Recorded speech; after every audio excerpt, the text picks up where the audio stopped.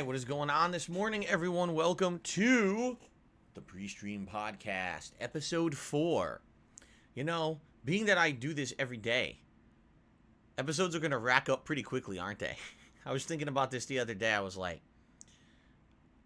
every day I stream, I do a PreStream podcast, and I stream like 6 days a week, right? In a year. How many episodes is that going to be? Right? Oh my God. Very quickly. This is going to shoot up very quickly, right? Anyway, what is up, everyone? Today is Friday, December 3rd, 2021. I am Darkside Phil, also known as DSP. And I welcome you here to the PreStream podcast, where we have a lot to talk about today. First of all, for those live on stream and even those watching on demand, you may notice something a little different. Okay? I don't know if you can see it down in the bottom right-hand corner. I don't actually know if it displays live on stream at all, but I know it will display with the on-demand videos, at least during certain formats that you're watching. Today we had a refreshing of the channel a bit. We have a new profile picture, as well as a new video watermark for DSP Gaming. I've been using the same DSP Gaming watermark, I'm not kidding, probably since I started live streaming. It's been a long time, hasn't it? It's been a very long time. So, yeah, it's been used for quite some time. In addition, my profile pic. If I remember correctly, I think I refreshed the profile pic maybe 2 years ago. You know, I don't know exactly when I did it. But basically, this year, as you know, especially the last few months, since I've gone full on into developing DSP Gaming again, as a place where you can come to see myself and my content on a daily basis, I've tried to update things, improve things. You know, this podcast is a new part of that. The daily wrap is a new part of that. Having the face cam on during this pre-stream is a new part of that. Many improvements.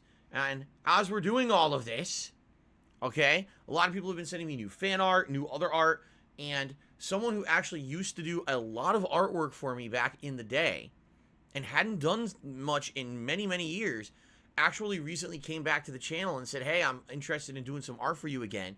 Would you like it? I was like, yes, you're a really good artist. Absolutely. Please, by all means, if you'd like to develop some art for me, go right ahead.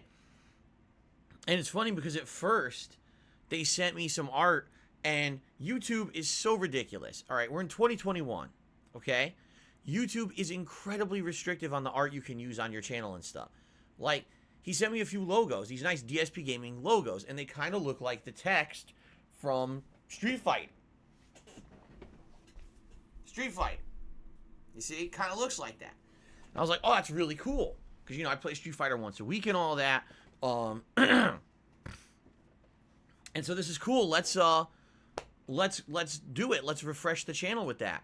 So he sent me a bunch of logos and stuff. I go to use them. Oh, not the right size, not the right format, not this, not that. So then he redoes it. I do it again. Oh, well, YouTube, when it picks a profile picture icon for you, it can only select the circle shape. And so if it doesn't fit that perfectly, now there's things cutting off. It's like, dude, it's 2021, and YouTube never even updated their ability to, like, customize your channel in the last 7 or 8 years. I'm not even kidding. It's the same system from, like, 7, 8 years ago. Remember when I told you years ago you used to have a customized YouTube channel where you could have all your custom artwork in the background and everything? And then one night they did away with that. They said it's all going to be blank. Your YouTube channel is a blank white page, like a textbook page. Instead, you can customize this and this and this. And they basically downgraded it tremendously. And ever since then, it's like they just didn't put any effort into it. So here I am thinking, it's 2021. You should be able to just upload any picture to YouTube, and you can on the fly resize it and reshape it so that, you know, you select what you want for your profile picture. Nope. You have to design the profile picture in your editing program to fit YouTube's criteria. It's like, what the fuck kind of world is this? Like, they really don't try. So anyway, after many revisions, I'm not even kidding, this guy had to revise it like 4 times. Finally, we got a DSP Gaming logo that fit the profile picture requirements of YouTube. And it looks good. It's DSP Gaming and Street Fighter lettering with, like, this fireball in the background. I like it a lot. Are we going to use it long term? For now, yeah. I love it. I think it's good. It brands well. You look at that, you say, oh, DSP Gaming, I know what that is. Not a cartoon face that you don't know what that is, right? So I hope you like it. Now, the new Watermark. You may have noticed it's tiny, and that's on purpose. A lot of people had said over the years that the old Watermark was kind of intrusive, and when I first started using it, people complained. For like 6 months, they didn't like the Watermark. And I was like, well, oh well, deal with it. And I think what happened is over the years, people kind of got used to the Watermark on the video and the streams. Now the new Watermark is absolutely tiny, which is good. It's not intrusive anymore, but it serves its purpose. The purpose of a Watermark is so when you're watching content from someone that you know you got it from the source. If you see a video that says DSP Gaming in the corner of the Watermark, you know that that's the real version. It's not someone edited it. It's not someone ripped it. It's the real video, you see. It's not a big deal. The Watermark itself doesn't really add much at all. It's just a nice feature that YouTube does, auto-putting that on every video or stream that you do. But for me, I actually like the new profile picture. I think it speaks more to me rather than a cartoony face. And you may have noticed there's new fan art that's been added to the streams a lot, actually, recently. I'd say, in the last month, there's been a ton of new fan art added, which is excellent.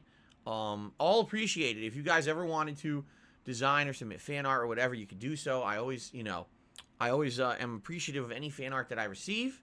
So thanks in advance to anyone, who does that. So really cool. It spruces up things around here to see stuff refreshed like that, right? It's good stuff. So, all right. So today is Friday. Today we got a good variety of games on the docket to be played. Today is kind of a very important day, honestly, on my streams, and here's why. Today is my second session of Metroid Dread. Now, Metroid Dread is a Metroidvania game. Duh, it's Metroid. Like, it's the game that created that genre, right? And I didn't play it in October when it was the new release because, number one, there were too many other new games I was already juggling. I didn't see the purpose in adding a 5th to 6th new release play at the same time. I never would have gotten through it. In addition, Metroidvania games have always historically done bad on my streams and in my videos. Usually what happens is I'll play it as a new release. It'll get one stream or session of gameplay that'll be good. And then after that, it goes, boo! People stop showing up. People stop supporting. And in general, people who do show up complain and say, this is so boring. This game does not hold attention. It's more fun to play than to watch, obviously. So please stop playing it and play something else. Okay? Now, earlier this week, I started playing Metroid Dread.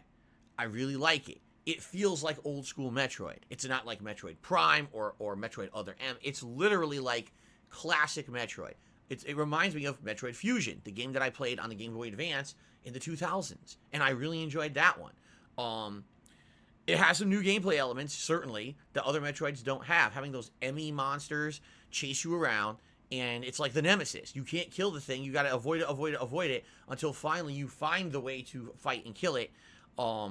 It's definitely a very different situation in regards to that. It's something that's never been felt in Metroid before.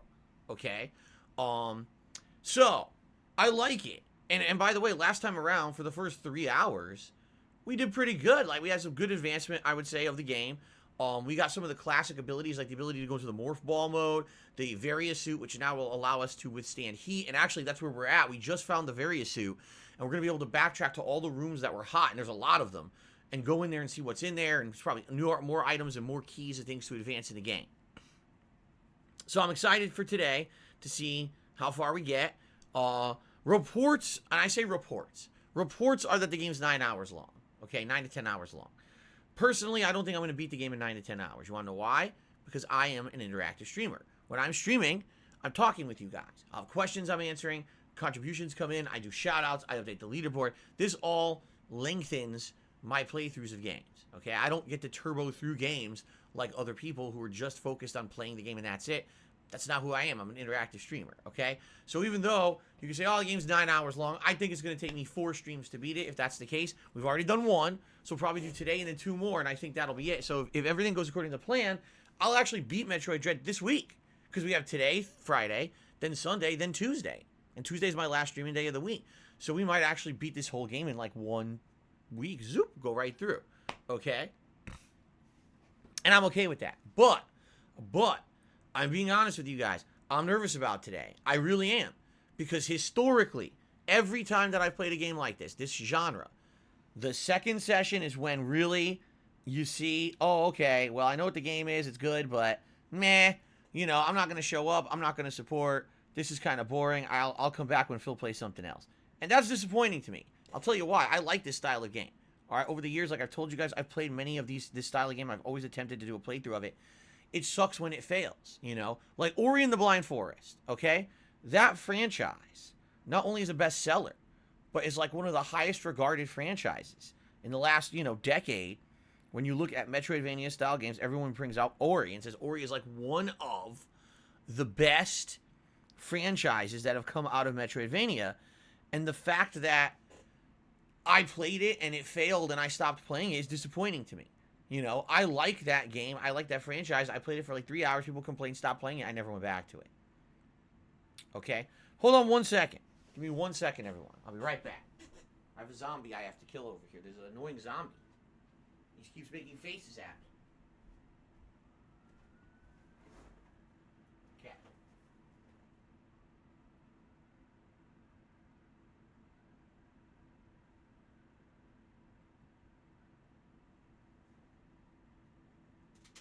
Take this! Oh, shit.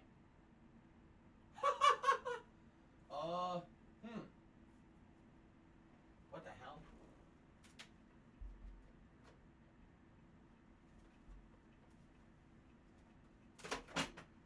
Oh, the cord popped out.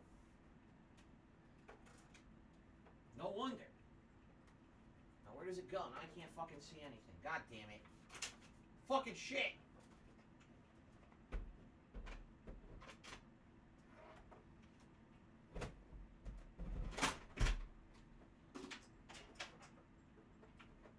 Well, this is a pain in my ass.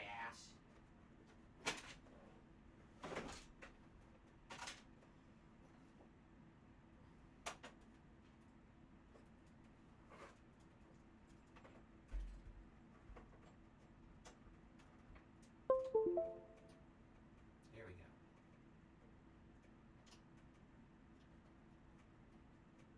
Okay. Now we're good. Oh, wait, no, we're not. Oh, fuck. Oh, did it really do that? You fucking piece of shit. God damn it. Now I gotta fucking... How do I do this?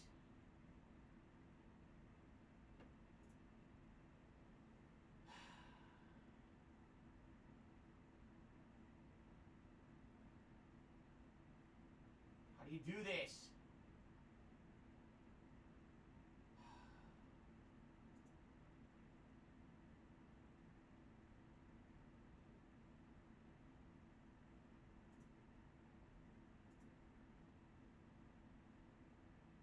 No! Wait. No. Wait, no! Oh my god.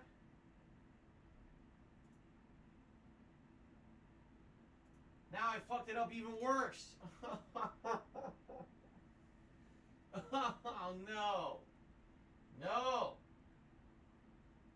Okay, hold on. Shit.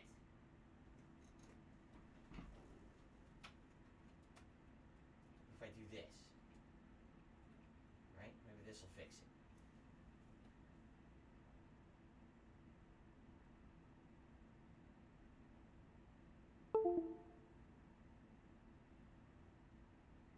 Aha. Okay.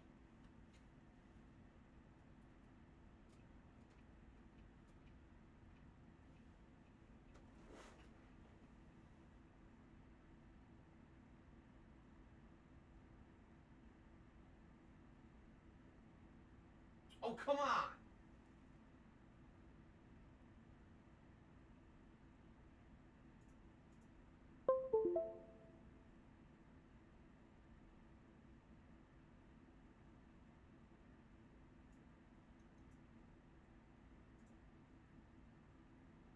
God damn it.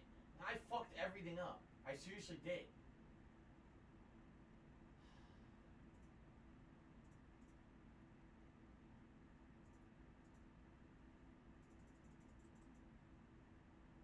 How do I fix this now? Now I don't even know how to do this. This is now correct, and this is wrong. Oh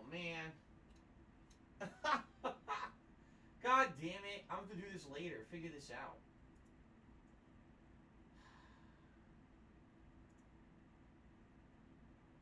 I can't fix this now. There's no way to fucking do this. Look at this.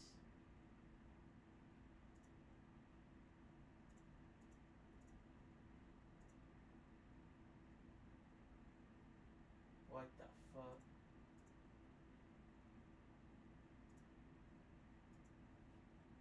I have no idea. Windows sucks. Oh, wait. I think I did it. Okay. Oh my god. What a pain in the butt. Okay, I did it. Fixed it. What a pain in my ass. Alright. You're probably wondering what the hell just happened.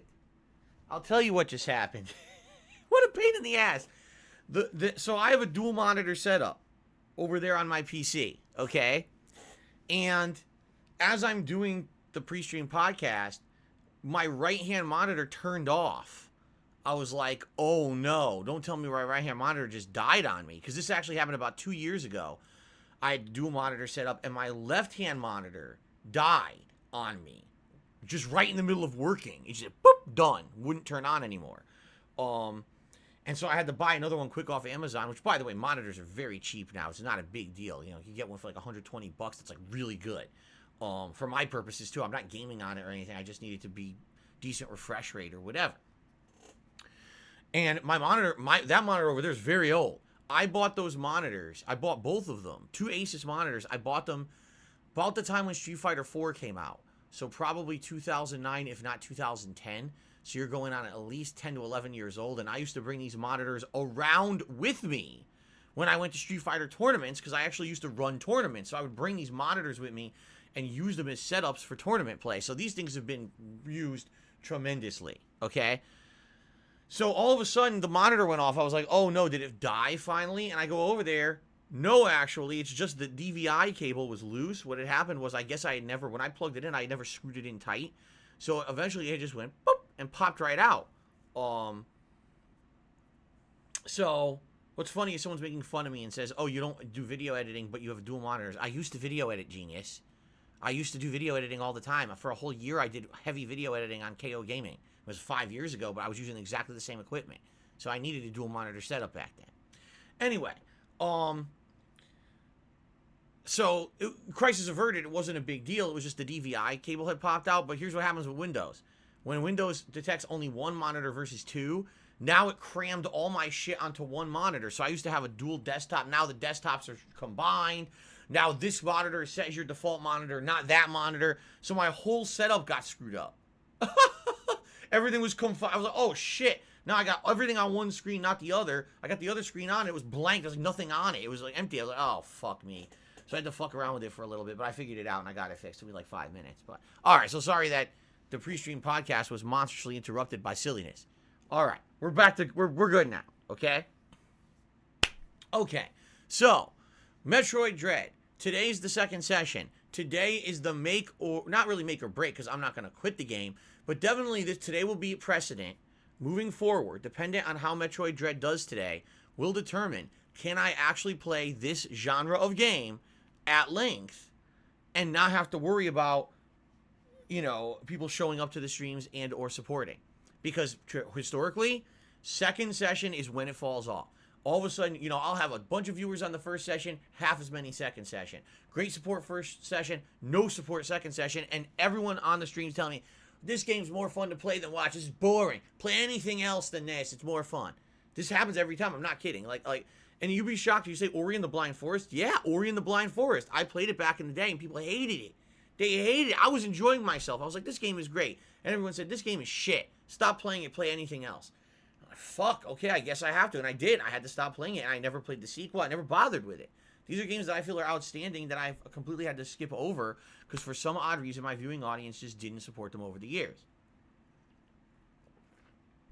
Now, you guys have convinced me otherwise with Metroid Dread. You said, no, Phil, listen, things have changed. We as a viewing audience have changed. We're going to support this playthrough. We want you to play this game. So I said, okay, I'll buy it, $60. I'll drop the money for it. Let's see what happens. So, let's see what happens today. If viewers are good, if support is good, that's going to make me feel like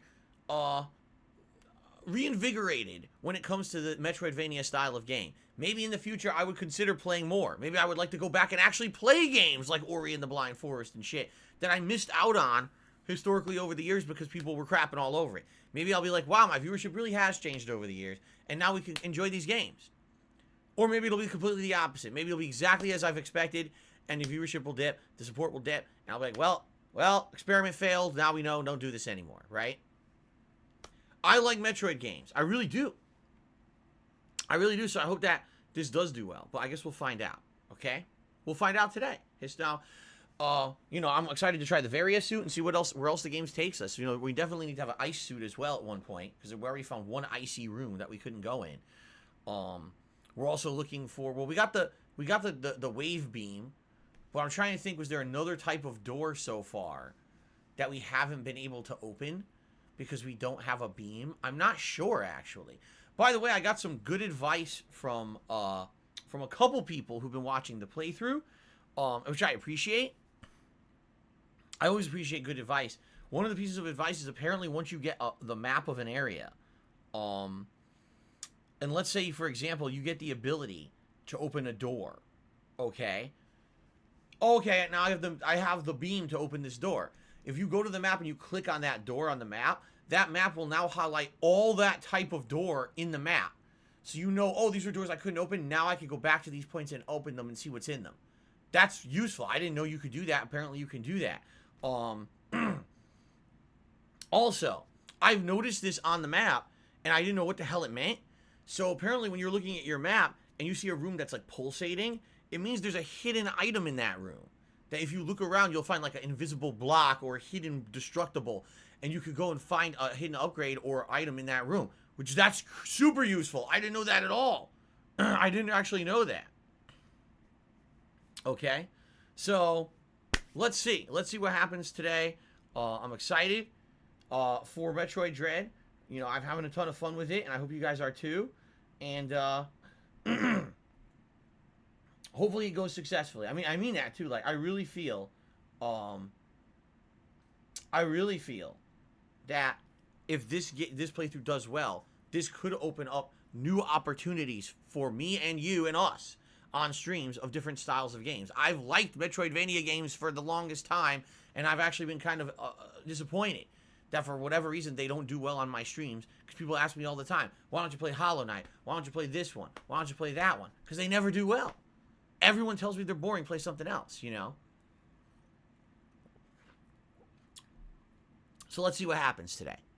Fair enough? Okay.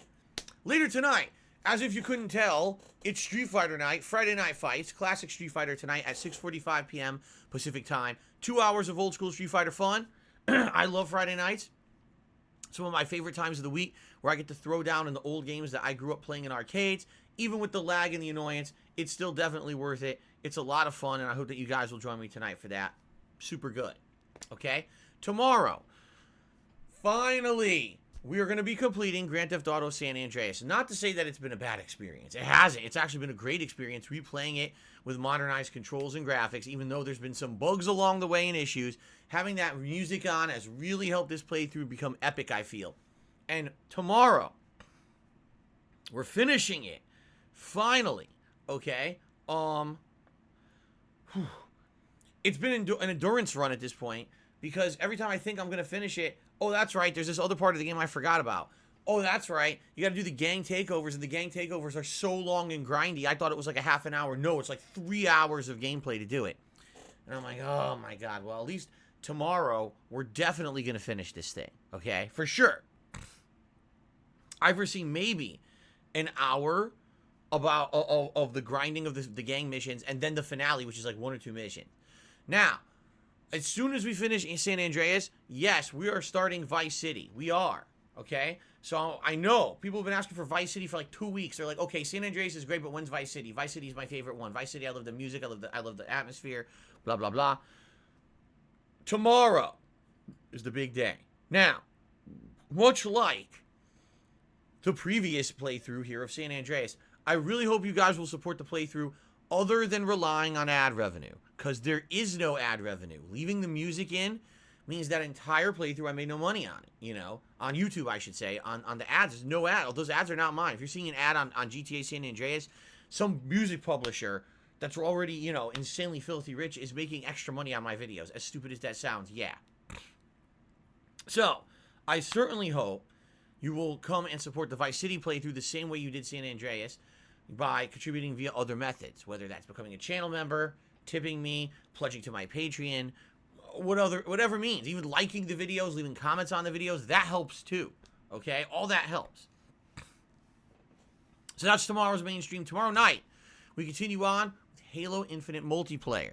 I've been playing this now pretty regularly, about twice a week at least. I'm having a good time with it, and actually doing pretty darn well in it. Last time I played, I got like a 10-12 kill streak, something like that, with the gravity hammer, and I had some pretty epic kills, and I'm learning more about the weapons now. Playing that Fiesta mode, it's really fun, because you get to alternate between the weapons, and actually learn what they do, when in the normal mode, you may not ever even grab the weapon, because of the way that they drop and spawn, you may not even have an opportunity to use one, right?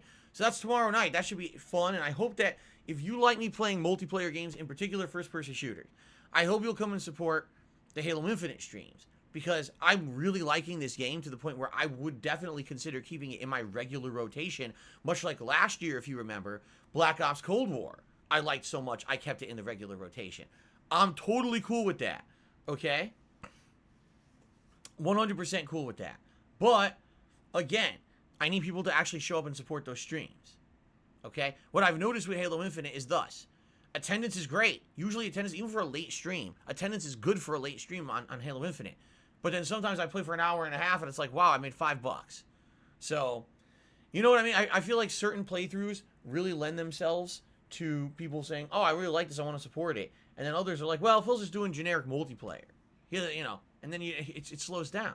So we'll see what happens tomorrow night. I want to keep it going. I like it. I hope that you know, that people like it too, and will continue to show up and support it, especially with the other half of the game coming out later in the week, which we're going to talk about.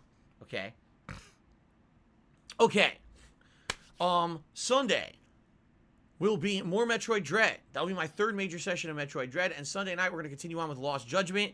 Now we're making the big push to finish the side content in Lost Judgment, because we're now in chapter 11 of 13. If we want, we could finish Lost Judgment in like 2 streams. Just do story.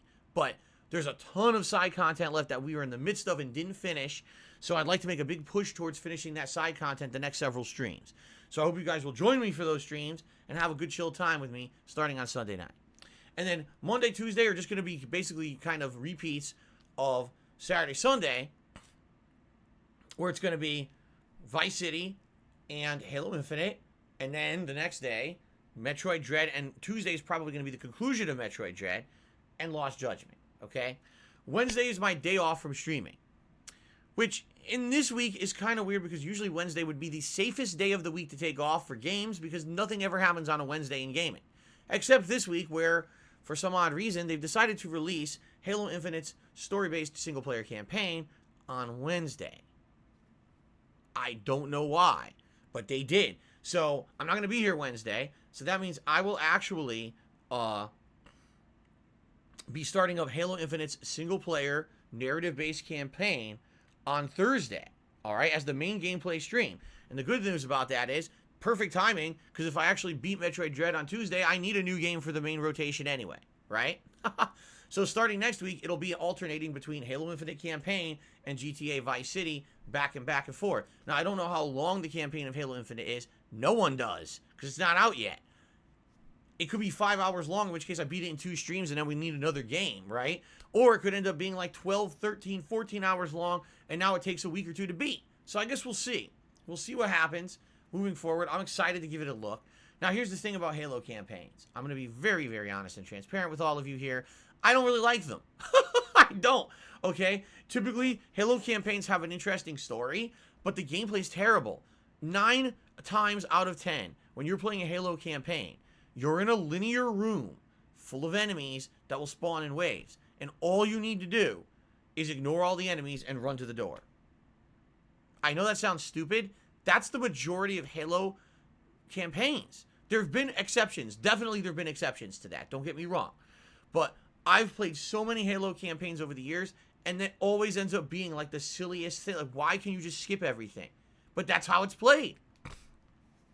So, this time around, supposedly it's different. They've designed, supposedly, an open world where you can explore, and there's side missions and things that you can do. It's not just about going linear point A to point B and surviving. It's actually about mastering more of the gameplay mechanics and doing a little bit of sneakiness and planning out what you're going to do.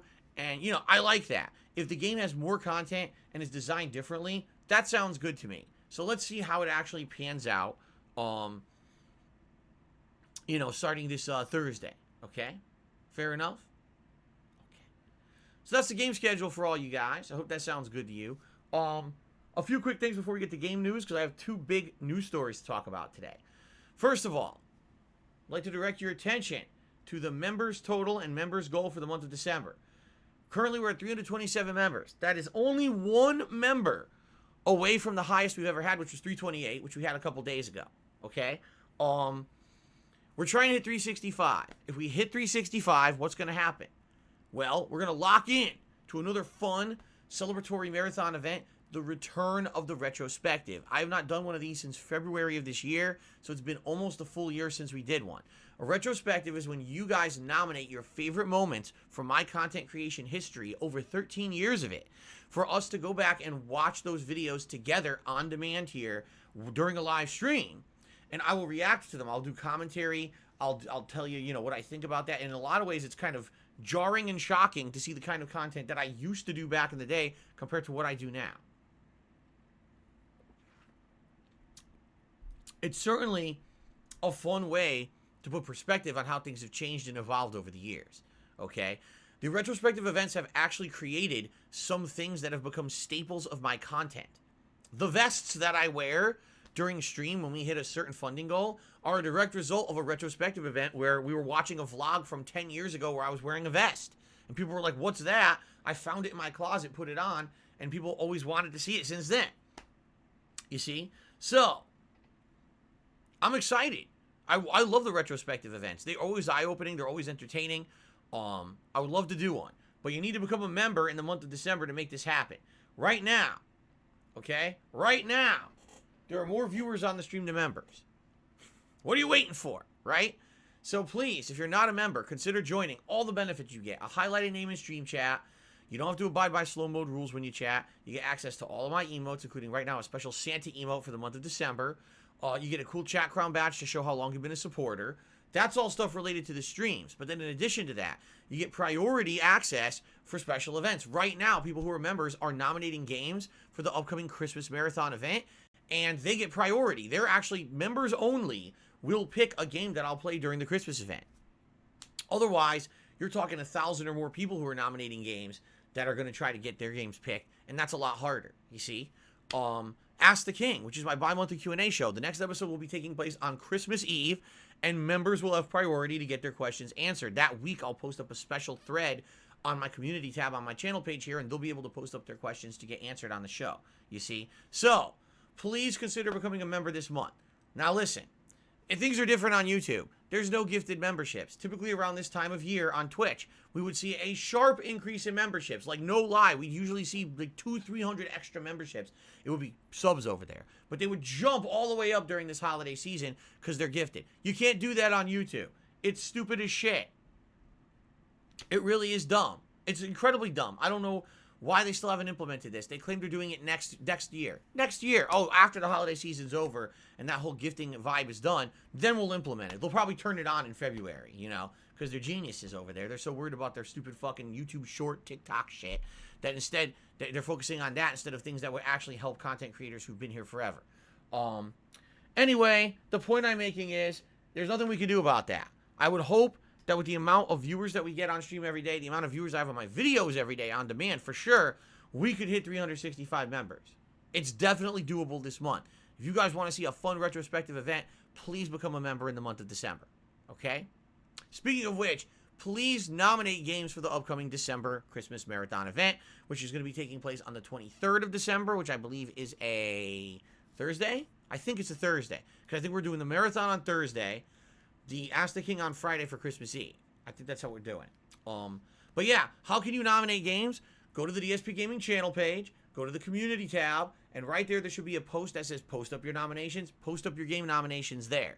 All right, that's going to be running for about 2 weeks. And then I'm going to tally up the nominations and say what were the most nominated games. Based on that, I'm going to make a poll that you guys are going to vote on to determine what games will actually be played during the Christmas event. And that goes both for standard viewers and also people who become channel members. Channel members get to do it twice, once in the open community post and once in their members only community post. Okay? Awesome. All right. Outside of all that, I'm just trying to think if there's any other odds and ends that I really want to cover before we get to game news. What I would just say is, guys, you know I'm a crowdfunded content creator. I don't have sponsorships or partnerships with anyone. We have rewards in place for tips. We raised $50 in tips today. It's Gunner Glasses time. At $100, you guys get to vote on a hat for me to wear. And, of course, we have special holiday-themed stuff like the Santa hat, which is neat. And, of course, at $150 raised, it's vest time. It would be great to have a vest today, especially for Metroid Dread. Like I said, the support would be great to have support for this playthrough.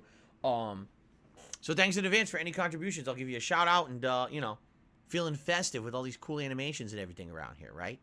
Okay, so we have 2 critical pieces of game news today. All right? The first piece of game news is that Sony seems, at least, to now attempting to be directly competing with Microsoft when it comes to Xbox Game Pass. We have all been talking over the last year at what a humongous asset, service, hell, just how it's definitely, it's in line with what customers want and need. Game Pass is amazing. You spend a flat rate every month, and you unlock a ridiculous amount of games on an Xbox console or PC, including new games. Like right now, I'm playing Forza Horizon 5. That was included on Game Pass. Didn't spend an extra $1. Halo Infinite, the campaign and full game features included on Game Pass. Okay? Over the summer, what else did I do? I played 12 Minutes. That was on Game Pass. Psychonauts 2. That was on Game Pass. I mean, a bunch more. I mean, we could sit here and talk about 10 games I probably played in the last few months just on Game Pass alone, right? It's it's an amazing value for gamers. It's outstanding. I think there's actually people right now sitting down and saying, if I'm going to buy a console, right, what has the most value? Well, yeah, long-term, PlayStation's going to have great console exclusives, but man, if I get Xbox with Game Pass, I'm just going to have an insane library of games available day one, new games unlocking at release, and I don't have to spend any extra money outside of the, what, $15 a month for the Game Pass subscription? What a value. Right? Seriously. Even Dingle Big Cheese even said there's a lot more new games that have released recently, and I need to do another Game Pass stream. See? And that's probably what we'll do, by the way, this month. Once we get through this stuff, like I said, we're doing Metroid Dread, Halo Infinite single-player campaign. Likely then maybe we'll go back to Game Pass to see what's available on there and play a few games on it. You know? It's what it's all about. So, Sony has been looking at this. All right? And basically, I think Sony realizes they're being left in the dust. Yes, Sony has PS Now, but PS Now is nowhere near as good of a value or a service as Game Pass is. It doesn't have the wide selection of games. It just doesn't have the value there. So I think what they're going to do, at least the rumor today, is that Sony is going to combine PlayStation Now with PlayStation Plus and improve upon and expand the service to make it something comparable to Game Pass on the Microsoft side. And they're going to launch this in the spring as a one-stop shop deal. You buy this one subscription service every month. It includes all of our stuff, plus a better selection of games. The rumor is PlayStation 1, PlayStation 2, PlayStation Portable titles. That's the rumor, that they're going to include all the classics. Now, here's the thing.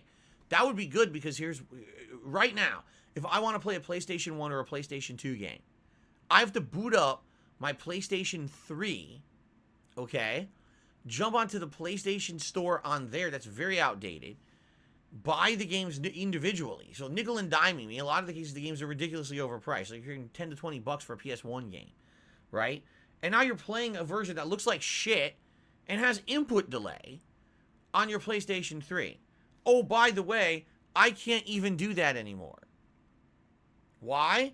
Because my PlayStation 3 fucking bricked itself. Apparently there was a system update. And the system update made it so that my PlayStation 3 won't connect to the PlayStation Network anymore. It gives me an error code. I didn't fuck with it. I didn't change any settings. I didn't do anything wrong on my end. It literally just won't connect to the network anymore. So now I either have to try to like go networks reset settings back to fucking factory settings or whatever. It's like, why is it that on Microsoft consoles, they get it. They understand the whole backwards compatibility thing. They understand the legacy thing. They know that people want to play their older games, right? A game that maybe you grew up playing on the original Xbox and it's a game from your childhood. I want to be able to play it on my modern console 20 years later. Okay, says Microsoft, we'll do that for you. We'll make monstrous backwards compatibility. We'll make it so you can play a ridiculous amount of old titles on our modern consoles without any extra effort. It's just there. It just works, right? Awesome. You want to talk about preserving the posterity of games, the history of games, and being able to play games from a long period of time? Microsoft gets it. Sony does not. At one point, the Sony CEO literally came out and said, who would want to play those old games? He's a fucking idiot. To say something like that means he's so out of touch with his customer base, he doesn't even understand, right? So now Sony is looking at Game Pass for the last year, and I think finally they sat down and said, all right, we did this all wrong. We really did. We came at this at the wrong angle.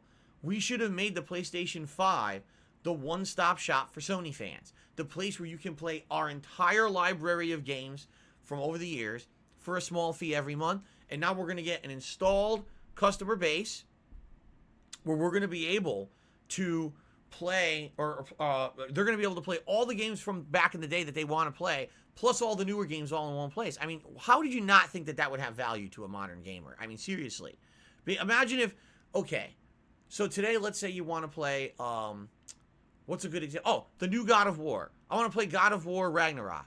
Well, I want to see where the games came from. What's the history of God of War? Can I play every God of War game in one place? Yes, on PlayStation 5, that's your one-stop shop place for that. Why would they not understand there's value to that, right? Oh, I want to play the latest version of Final Fantasy. Well, how many Final Fantasies have there been, and can I play all of them? Yes, on PlayStation 5, you can play all the collections of Final Fantasy from back in the day on the PlayStation 1 through 2, and then you can play all the more modernized ones on PS3 through 5, all on PS5. That sounds like a great value. But Sony actually thought this was a bad idea. They literally thought no one wanted to play old games. You know, I've been saying it seems like every console generation there's a flip-flop of who gets it and who doesn't, right? During the Xbox 360 PS3 generation, the PlayStation 3 was way too lofty of a console. They wanted to put in Bluetooth and fucking, Blu-ray and all these features. Remember the 6-axis shit? They put in 100 features no one cared about. The console cost too much money. The Xbox 360, for the vast majority of that console generation, dominated the gaming market. So Xbox got it. Sony didn't. Then, the next console generation, it flips. They get nut jobs in place at Microsoft who think people want to connect. And no, we all digital, no discs at all, no game sharing at all. You must always have an internet connection to play your games. While Sony says, nope, you can game share. We're putting in the features you guys want. Buy our console. Flip-flop. Now, all of a sudden, this iteration, this generation, it almost feels like it flip-flopped again. Like, Microsoft gets it. The problem is Microsoft hasn't had the exclusives. So what do? They buy Bethesda, right? Now they've got the exclusives because they bought the company that makes the good games, you see? So, to me, it's like, now Sony seems to be playing catch-up. They're playing catch-up with Microsoft, even though Sony is the market leader. Why? Because Sony was the market leader last console gen, and they had an installed customer base. People who have PS4 want PS5. They're just in that conditioning that this is the better console, because last console gen, that was very much true. But now, what's going to happen in the next year or two, if people can buy the Xbox Series S and not the PS5, they're going to buy the Series S, and they're going to go with Microsoft. You know what I'm saying? So, for me anyway, I'm looking at this and I'm like, I mean, is this good news? Yeah. And by the way, they're going to call this new subscription service Spartacus, supposedly. Sony Spartacus. I don't know where the fuck they got that name from. It doesn't sound very anything to do with games. But, yeah, if they do this, and it's basically Game Pass, that's good. However, there's been no notice, no mention of including new releases in it. It seems like what it may be is you play like $15 a month and you get backwards compatibility to all PS1, PS2, PS3, PS4 games, plus PS Plus, so the online service, all included all in one, but no notice of new games coming out moving forward that are included, which is exactly what the major selling point of Game Pass is over on the Microsoft side. So if you're telling me I buy the new console, on one end I get backwards compatibility and online play, but on this I get that, plus I get new games, you see? So I guess we're going to have to see. We're going to have to see what happens. But this is the first inkling that they're doing something like this, which makes perfect sense. They want to compete, and right now they're being destroyed with backwards compatibility. Like I said, how is it so hard to play older games? Right now, if someone said, Phil, can you do a playthrough of Metal Gear Solid 1? You know what I would say? No, I can't. The GameCube version is insanely expensive and rare. I can't get that. And my PlayStation 3 isn't working, so I can't play it on PS1. I'm fucked. I can't play it. Thanks, Sony. Wow, you guys are geniuses. So let's see what happens, okay? Let's see what happens. All right, that's one piece of news. The other piece of news is hilarious. A lot of people will say this makes no sense. Personally, from a business perspective, I looked into it a little more and I kind of get it, but I think it's still stupid. So, ladies and gentlemen, there's a big game this year that I didn't play. Why didn't I play it? Because it's a co-op game. It's primarily meant for two people to do cooperative gameplay in. It's a game called It Takes Two. All right, everyone says some of the best gameplay and writing of the year, actually nominated for a Game of the Year award at the Game of the Year Awards. Or I should say, the Game Awards. Okay? But I didn't play it. I don't know much about it besides everyone says it's great. Sadly, there's just certain games that kind of don't fit in with my style of content creation, and this is one of them. Okay? So, that being said, what happened overnight? Take-Two Interactive, which is a major game studio, publisher, whatever you want to call it, Take-Two, okay, contacted the makers of It Takes Two and hit them with a legal lawsuit. I don't know if there's anything known as an illegal lawsuit, but a legal lawsuit stating that because their name, the name of their game, is so similar to Take-Two Interactive, it could cause confusion. It could cause actual legal confusion. People get it confused if you say the video game It Takes Two or the game publisher Take-Two Interactive. Too similar. And because of that, they're not asking the makers of It Takes Two to change the name of their game. They're asking them to abandon the trademark. Now, I don't know how many of you know how trademark law works, okay? When you have a trademark on something, essentially what it means is that no one else can do anything with that name that could be done for profit. So, for example, I'm trying to think. Hori makes all kinds of electronic products, okay? Hori. Hori. That's the name of their brand. They have a trademark for all kinds of different products. They probably have a trademark for game controllers. They probably have a trademark for headphones. They have a trademark for each kind of product that they manufacture. And for each trademark that they file, which, by the way, trademarks cost hundreds upon hundreds of dollars. They're very expensive. They're not cheap. When you file that trademark for that, okay, what it means is that no one else would be able to manufacture this neck phones and put the words Hori on it. You own the rights to brand that with your name, and no one else can basically impersonate you. Okay? So it's not stopping someone from making neck phones. It just means no one can make neck phones and say that they're Hori neck phones. You understand? So the reason really that trademarks exist is to stop knockoffs and to stop people from impersonating other companies or people. That's really why they exist, okay? You know, you don't want people, Street Fighter, you don't want people to be able to just sell merchandise that says Street Fighter all over it if you're the company that owns the rights to the Street Fighter franchise. You have a trademark for it, and then you license out that trademark for other companies to make products in your name. And then you make a cut of that money. You see? That's how it works. So, according to Take-Two Interactive, the name of the game It Takes Two is confusing, and it could lead people to think that it's Take-Two Interactive. Or, and this is another thing that trademark law is actually used for, Take-Two feels that if they were to ever do something derivative of their own name. So, for example, let's say that they were to make a slogan, a brand slogan, and the brand slogan was, "It's Take-Two," right? What if all of a sudden in 2022 they decided every game under their umbrella has a slogan, "It's Take-Two, man," right? Well, they could argue, oh, well, if you just say it's Take-Two, it sounds like It Takes Two. And we existed before you, therefore, we're going to hit you with a cease and desist to say you got to stop with it. So again, their intention here, okay, is not to stop the makers of It Takes Two from selling their game. It's not to stop them from being successful as you know, a company. They want it so that they can't basically keep going and making stuff with that name. You see what I'm saying? And because if they force them to abandon that name and or trademark, what would happen is anyone else could make stuff with that name, essentially, which is stupid. Because here's how dumb this is, okay? The truth of all this is, It Takes Two is a fucking song from the 1970s by Marvin Gaye. Take-Two Interactive doesn't own the rights to that. They don't, okay?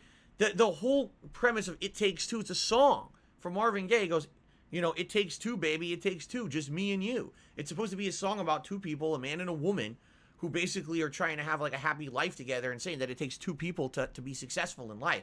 It's actually a really nice song. And what's hilarious about this is, do you think Marvin Gaye sued Take-Two Interactive or sued It Takes Two and said, oh, it's too similar to the name of my song? Of course he didn't, okay? Now, the other thing about trademarks that a lot of people don't understand, they're not blankets, okay? It doesn't cover everything. When you file a trademark, you have to file an individual trademark for every medium. So for Marvin Gaye, right now, likely, he probably doesn't even own that shit anymore. Probably there's some company that owns the rights to all his music or whatever, okay?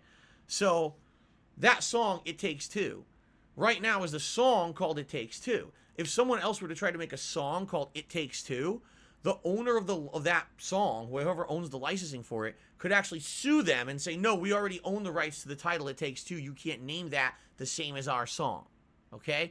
But if someone were to make a video games called It Takes Two, it doesn't cover that. It only covers a particular medium. And you actually have to file, listen to this, an individual trademark for every medium that you want. And I know about this from way back in the day when I was looking into it and doing research about it. When you want to do merchandise, you have to do a trademark for t-shirts. You have to do a trademark for like other merch like mugs and stuff. Then you'd have to do a trademark if you wanted to cover on-demand videos. You have to do a trademark if you want to do live streams. You have to do a trademark if you want to do a website. Everything's different. So by the time you're done, if you have a name, It Takes Two. If you wanted to cover all mediums, I want to cover print, I want to cover music, I want to cover video games, I want to cover everything. I'm not kidding, you will have spent like hundreds of thousands of dollars. The trademark system in America is a fucking joke, and it's a ripoff. It's ridiculous the way that they set this thing up. It really is. It's a way to make insane amounts of money for nothing.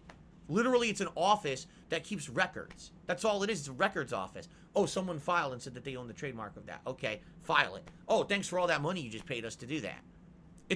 Basically, it's a ripoff. It's a scam. But that's how the system works. Okay? So, what's hilarious about all of this is you've got a game development company. Not even a game development company. Take-Two is a publisher. Okay?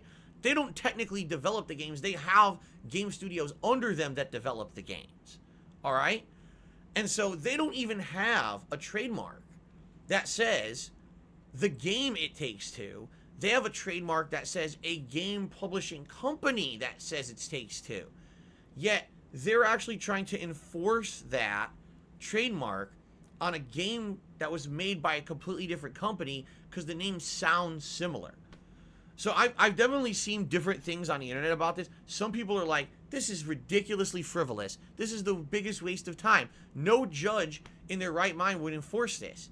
They're not even the same. A game publisher versus a company who actually made a game with the name, no one's going to think It Takes Two, the video game, is the same as Take-Two Interactive, the big games publisher. It's the dumbest thing you've ever heard. All right?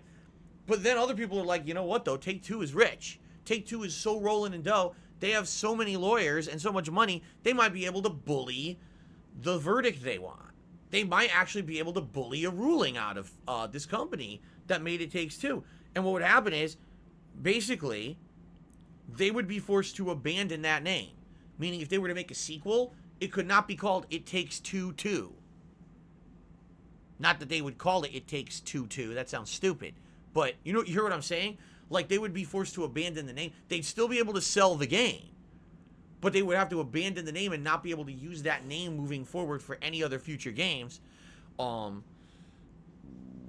don't know. It's so... This whole thing makes no sense to me. Why would they even fucking bother? Was it a slow day at Take-Two today? The executives at Take-Two just had nothing to do. They were like, all our games are making tons of money. We got nothing to do today. I'm bored. Let's just fuck with people today. How can we fuck with people? And they have this giant dartboard of things they can fuck with because they have fuck you money. So they look at the dartboard and they say, okay, huh? And the dart lands on fuck with people whose names sound like Take-Two Interactive. Oh, yes! Let's do it. Because what the fuck did they have to benefit from this? Nothing. What are they going to benefit from getting them to abandon the trademark? Nothing at all. What do you get? They're not going to make any money out of it. They're not going to, this game is not some bad game that's running Take-Two's reputation through the mud. This is literally a waste of everyone's time. Why are they if I were the judge who had to rule on this case, I would say, not only are you wasting my time and the court's time, you're wasting everyone else's time on planet Earth. If you ever file a frivolous lawsuit like this again, I'm going to fucking hold you in penalty of frivolous filings and charge you money for fucking with everyone's time, man. What a waste of time.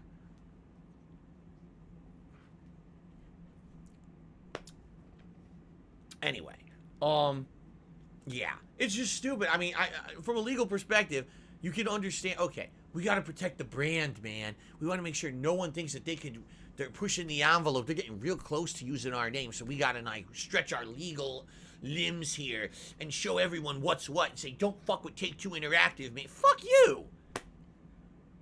What a waste of everyone's time, man. I seriously hope it gets thrown out of court, but we'll have to see what happens. You never know. In America, you never fucking know, because I've seen some of the dumbest shit happen. Like, I've seen lawsuits, blatantly legit lawsuits, get thrown out of court because the judge is a dumb fuck who doesn't understand internet stuff. So, who knows what's going to happen? Okay. Let's do the shout-outs, my friends. We start off with the YouTube side of things this morning. Thank you very much to those who've contributed to the stream this morning. We started off with Europe Gaming, who did a 99-cent euro super chat. Thank you very much for that. Samus Aaron did a $1.99 super chat and said, this stream is going to be lit. Awesome. I hope it is. Andrew Peterson also did a $1.99 super chat and says, my mom got me Metroid Dread because I got an A. It's so hard. But what's hilarious is if you look at his profile pic, the guy looks like he's in his late 20s. So if you're still getting A's in school and your mom's rewarding you in your late 20s, good for you. My mom stopped rewarding me for stuff when I was like 17, 16. So, good for you. I don't know how you got that arrangement. I think we'd all like that. Only Iced Sprem has become a channel supporter. Only Iced Sprem. I wonder what they were actually trying to type. Hyperforce just did a €5 super chat and says, I've not watched your stream in years, and I like seeing you play Dread, so here's $5. Some tips for Dread. Finding pickups helps practice moves. Finding pickups helps practice moves.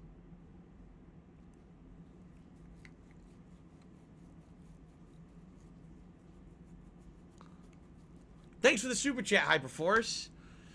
Whew.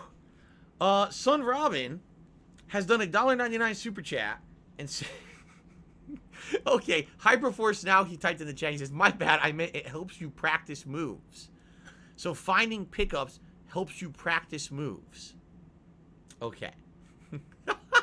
Let's continue. I'm just razzing him. Sun Robin tipped me $1. No, excuse me. Sun Robin did a $1.99 super chat and said, I think hand-holding is ruining the experience, to be honest. Yes, because the entire time I've been playing Metroid Dread, someone's telling me exactly what to do at every moment's notice. I haven't tried a single thing for myself.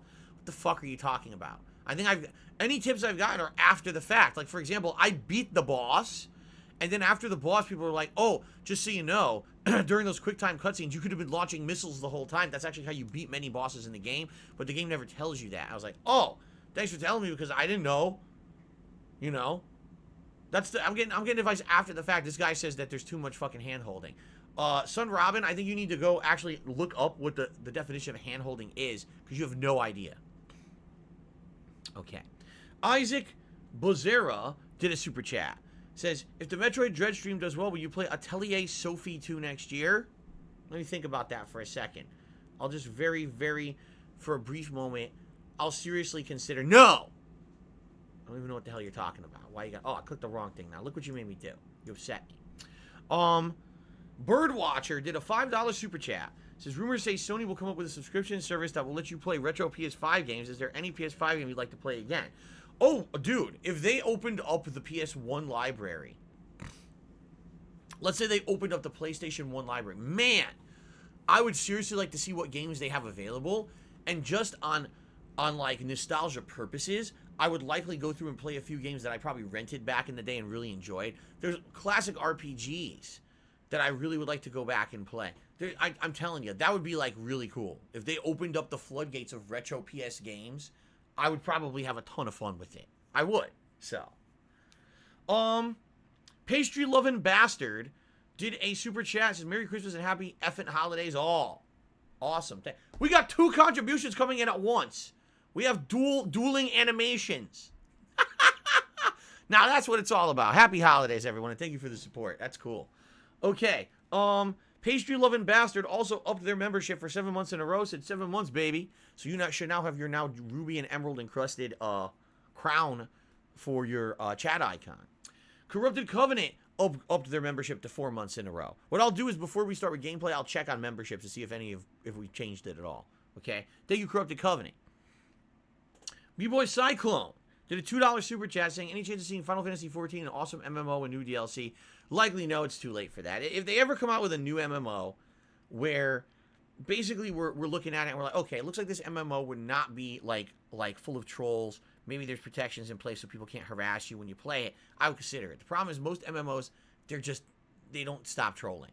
I tried. They're unplayable for me. The only way I would be able to play an MMO is to only play it offline. So that way people wouldn't know where I am or whatever and wouldn't be able to troll my experience. So, sadly, it's a no for now. Okay, so anyway, that was the last B-Boy Cyclone, right? That was the last super chat, so I want to get that up on the leaderboard.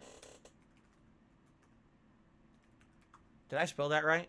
Probably not. That doesn't look right. B-Boy PSY. Oh, it's with a K instead of a C. That's what it is. I was like, why doesn't it look right? There we go. So B-Boy Cyclone, the latest super chatter. Thank you. Now we swing over to the tip side of things. So thank you to everyone who's tipped so far today. Let's take a... Fighting the mouse. Let's take a look. Rob on Wheels is our first tipper of the day. Tip me $10 and says the wheeled one returns once again. Thank you, Rob, for the tip and getting the contribution started on that side of things. That is much appreciated. Thank you. Good to see you today, by the way. Cute Hamtaro 2 has also just tipped $10. Thank you to Cute Hamtaro 2. You are not... Well, you won't go up on the leaderboard because you were the second person to tip $10, but thank you very much for the support. And then Game Trekker is here today, and he also tipped $10, so that gets us up to $30 in tips. He says, hey, are you still wondering what to replace the Santa emote with after the holidays? If so, I want to say if possible, I'd like to see an emoji of an awful Burger King sandwich. Oh, come on. No, come on. Really? Now, wait a minute. You're telling me that you would like to see a permanent emoji of this. You want to see this pulsating, bleeding, seeping, festering, pus-covered, oozing, disgusting, smelly sandwich. You want to see this as a permanent emote on my streams. Yes, he says yes in the stream chat. He wants this. This is what the kind of content that people want. This is what they demand. They want the world's most disgusting sandwich. By the way, you know, I actually legitimately wonder what happened with Burger King with this situation. Because remember, it was months and months ago. At this point, it's like, what, 3 months ago? I don't even know. I complained formally to them in an email. And originally, it looked like they cared, and they were going to try to help me by contacting the franchisee, the person who owned the franchise where I got that disgusting, unedible sandwich. And after 2 weeks of ignoring me and basically saying, we keep contacting the franchisee, we're sorry they didn't contact, I was like, okay, stop. Like, stop it. All you're telling me is you're writing the franchisee. It's obviously the franchisee doesn't care, so what are you going to do for me? Are you going to give me my money back? Maybe give me some coupons? At least something. Do something for the customer so that the customer is satisfied. And they stopped responding. They just didn't care. They were like, fuck you. They also have a Twitter account. And at the time that I had talked about this publicly and I had actually tweeted out that picture, someone had forwarded that tweet to the Burger King Twitter account. And they said, respond to us with the details. So I did. I responded to the Burger King Twitter account with all the details. They also never responded. So Burger King doesn't give a fuck. Like, literally, they don't give a fuck. What it is they saw that I'm a content creator who talked about it publicly and basically embarrassed the fuck out of them. And they realized they just looked bad. And I guess they figured it doesn't even matter if we give Phil his money back or we give him anything. We get nothing out of it because we just look like shit. So they literally just cut their losses and said, fuck it, stop talking to Phil. Now, how hilarious is that? I'm still a customer. I'm still a customer. I still paid money. So because I'm a content creator, I get ripped off, is what they're saying. What kind of a fucking company is that? Really? Like, what a bunch of scumbags. That just tells me their management, their social media team, they're all shit. They all fucking suck ass. And they don't care about their customers at all. They really don't. They'll let a franchisee get away with whatever. They have no accountability at all. When you go to Burger King, that franchisee could spit in your face, punch you in the nuts, throw you out the door, and they won't do anything to them. They're basically immune from any kind of problem solving because the company doesn't give two fucks, right? And by the way, it's not a big deal. But you would think that it would just be like common sense that a company would be like, okay, someone legitimately got ripped off. Let's just solve the problem quickly and get them out of here. Like, literally, the first time that I wrote them to say, hey, the sandwich is disgusting. Can you do something for me? If they had just responded back and said, here's a $5 coupon, go to another Burger King and get a replacement sandwich, I would have been like, satisfied, done. They didn't care. They literally didn't give a fuck. They just wanted to just wait for the franchisee, wait for the franchisee. That's not customer service. That says your company doesn't give a crap about your customers. You don't care about the food you're putting out. You don't care about a franchisee acting within the limitations of what your company says they should be doing. You actually don't care. You just keep pretending like you care and brushing the problem away with a broom instead of actually handling it. So I just think that's hilarious that this is a major company rolling in dough, by the way. And they just don't care about anything. They just, you know, and then they saw that I had already basically hurt their reputation by talking about it publicly and showing the sandwich publicly. And they felt, well, what's the point of even helping Phil out when we're already hurt, right? Think about how messed up that is, right? Okay. No, I didn't. I didn't take a single bite of that. I did not take a single bite of that sandwich. It was too disgusting. I couldn't even lift it. Any time I attempted to touch it, my hand was soaked in sauce. And I said, I'm not eating. I threw it right the fuck out. I was starving because all I had was fries that day. Okay. Carlton Jr. tipped me $1.50. He says, P.S. Well, PlayStation putting out a service for backwards compatible games would really piss me off. Sony and Nintendo need to follow Microsoft's example, in my opinion. Shouldn't need a service for games I likely already own. What happens if it gets discontinued later? Come on. And Chicken Man tipped $1.50. Says, let's hope the Sony program is better value than the trash Nintendo has done with the N64 and Sega stuff. I don't think that Nintendo could, like, anyone could be worse than that. So, no matter what Sony does, I think they're going to be better. Seriously. I don't think you could be any worse than that service. Okay.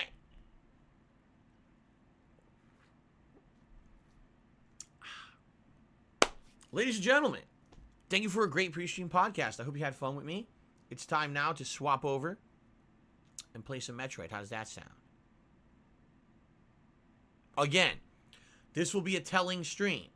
Dependent on attendance, dependent on engagement, support. This will determine if I can play Metroidvania games in the future. This is the stream. The second stream is the telling stream. The first stream, everyone shows up for the premiere. Second stream, if I can retain that interest in it, then maybe in the future I could say, oh, we could play other Metroidvania games. But I don't know. I'm still skeptical. So far, so good. Let's see what happens when I start playing the game. Awesome.